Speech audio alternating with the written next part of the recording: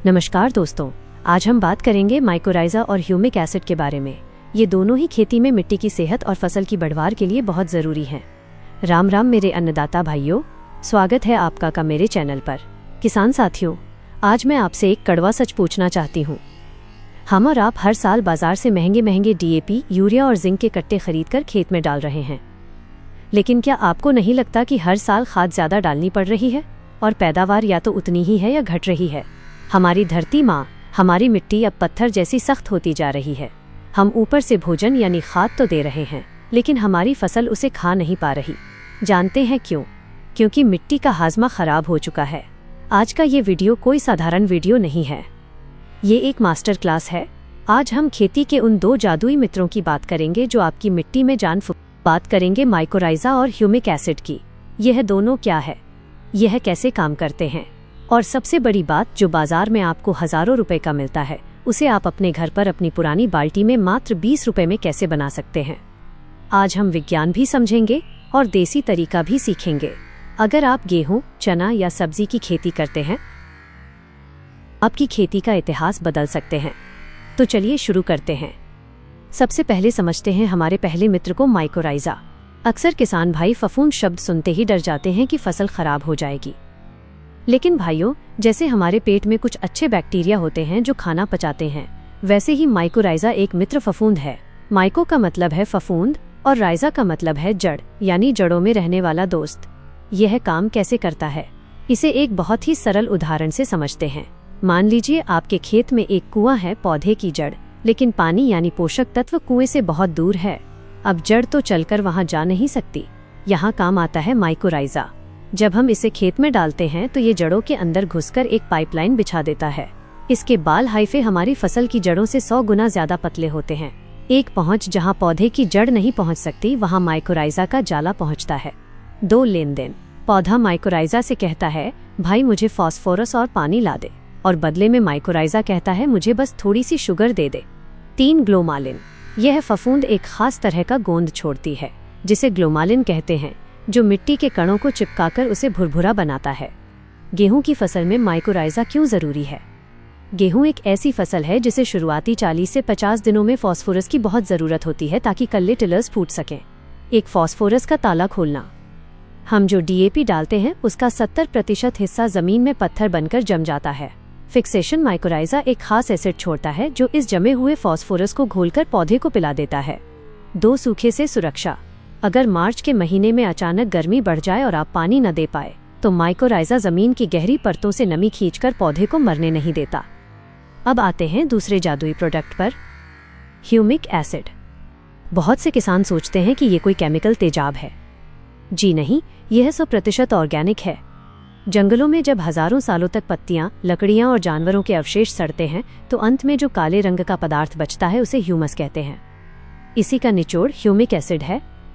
Humic acid खाद नहीं, चम्मच है। ध्यान से सुनिएगा किसान भाइयों, ह्यूमिक एसिड में खुद कोई NPK, नाइट्रोजन, फास्फोरस, पोटैश नहीं होता। फिर ये इतना जरूरी क्यों है? क्योंकि ये कैरियर या चम्मच का काम करता है। एक चिलेशन। मिट्टी में जिंक, आयरन और पोटैश के कण पड़े रहते हैं, लेकिन पौधे उन्हें खा नहीं पाते। ह्यूमिक एसिड इन कणों को अपने पंजों में जकड़ लेता है, चिलेट करता है और पौधे की जड़ों के मुंह में जबरदस्ती खिला देता है। 2. सफेद जड़ों का विकास। गेहूं में जितनी ज्यादा सफेद जड़ें होंगी, पौधा उतना ही तगड़ा होगा। ह्यूमिक एसिड डालते ही 72 घंटे के अंदर सफेद जड़ों की बाढ़ आ जाती है। 3. प्रकाश संश्लेषण। यह क्लोरोफिल बढ़ाता है, जिससे पत्तों का रंग गहरा हरा हो जाता है। बाजार में 1 किलो माइकोराइज़ा 200 रुपये 300 रुपये का है और बढ़िया ह्यूमिक एसिड 500 से 1000 रुपये लीटर। आइए अब बनिए स्मार्ट किसान। मैं आपको बताता हूँ इन्हें घर पे बनाना और बढ़ाना कैसे है। मल्टीप्लाई विधि। एक माइकोराइज़ा को घर पे कैसे बढ़ाएं? फफूंद एक जीव है, इसे बढ़ाया जा सकता है। सामग्री 100 किलो अच्छी सड़ी हुई गोबर की खाद या केंचुआ खाद लें। स्टार्टर बाजार से बस एक बार 1 या 2 किलो अच्छी कंपनी का माइकोराइज़ा खरीदें। मिक्सिंग इसे 100 किलो खाद में अच्छे से मिला दें। नमी और अंधेरा। इस ढेर को किसी छायादार पेड़ के नीचे या कमरे में रखें। ऊपर से जूट की बोरी टाट डाल दें।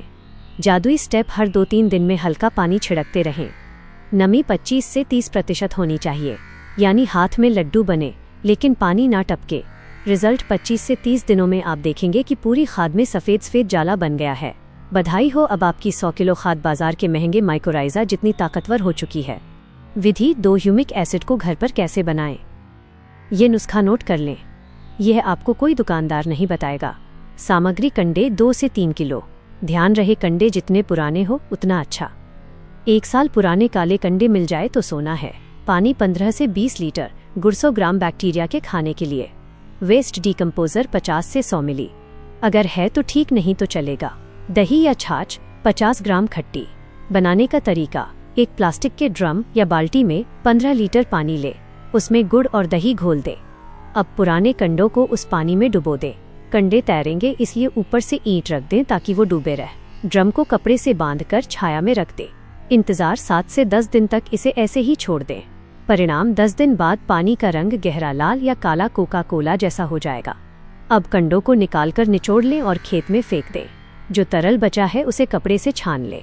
यही है आपका शुद्ध 100% ऑर्गेनिक ह्यूमिक एसिड। खेत में प्रयोग, मात्रा और समय। दवा बन गई। अब इसे इस्तेमाल कब और कैसे करना है, यह सबसे महत्वपूर्ण है। गेहूं के लिए मास्टर शेड्यूल: बुवाई के समय बेसल डोज में खेत में माइकोराइज़ा 4 किलो प्रति एकड़ की मात्रा में खेत में डालें। इसे डीएपी या गोबर की खाद में अच्छी तरह मिलाकर छिट्टा विधि से खेत में दें ताकि जड़ों का विकास। बीज उपचार के लिए ह्यूमिक एसिड 5 से 10 मिली प्रति किलो बीज की दर से लें। बीज पर हल्का छिड़काव करके अच्छी तरह मिलाएं और फिर बीज को छाया में सुखाकर बुवाई करें।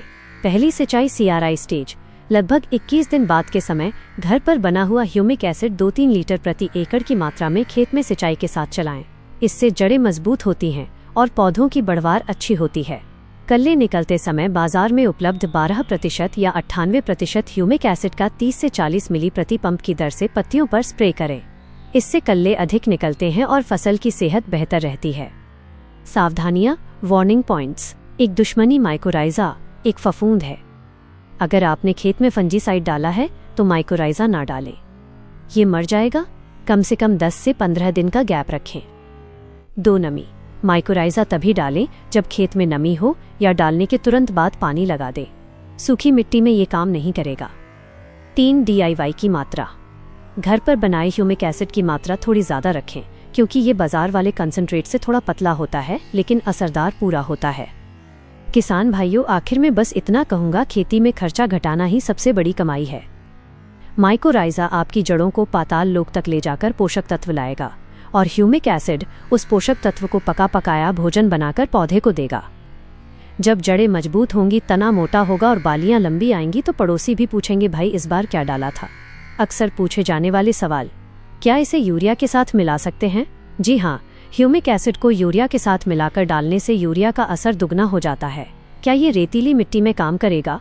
बिल्कुल, रेतीली मिट्टी में तो माइकोराइज़ा वरदान है क्योंकि वहाँ पानी और खाद रुकते नहीं है। माइकोराइज़ा उन्हें पकड़ कर रखता है। अगर आपको यह वीडियो जानकारी से भरपूर लगा तो रुकिए मत, इसे अपने व्हाट्सएप ग्रुप्स में शेयर करें